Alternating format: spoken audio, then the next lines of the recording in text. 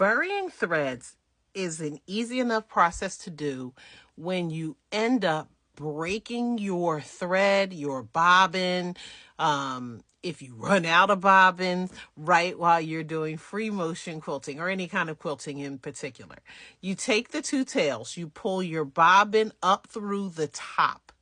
And what you want to do is you can use your seam ripper if you don't have enough thread. I like to have enough just so that I am able to tie them off, and the shorter they are, the harder it is to tie it. So I can use that seam ripper to pop a couple of those stitches out, and that will give me these long tails.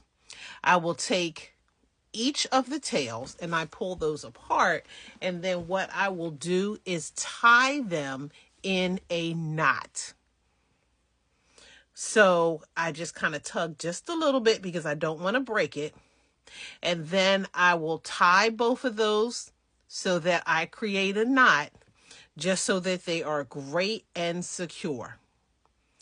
Once they are secure, then I can take those two tails and I'll bring them back together again. I'll use my snippers and I will cut them just so that they're even, and it'll make it easier to go through the eye of a needle. I use a big enough eye because I can't see it if it's tiny, and I need both pieces of thread to go through it at the same time. Once I get both pieces of thread through it, I can now go in between the layers of the quilt.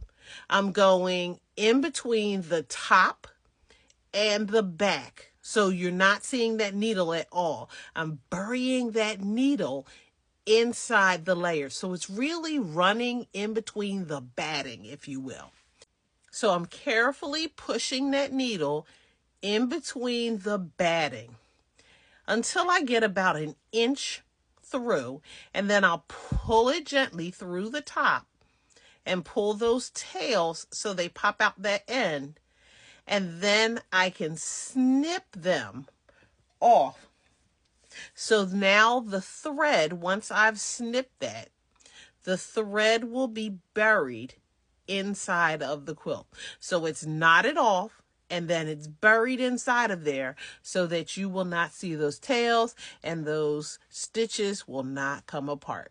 So there you go. That's how you bury your threads.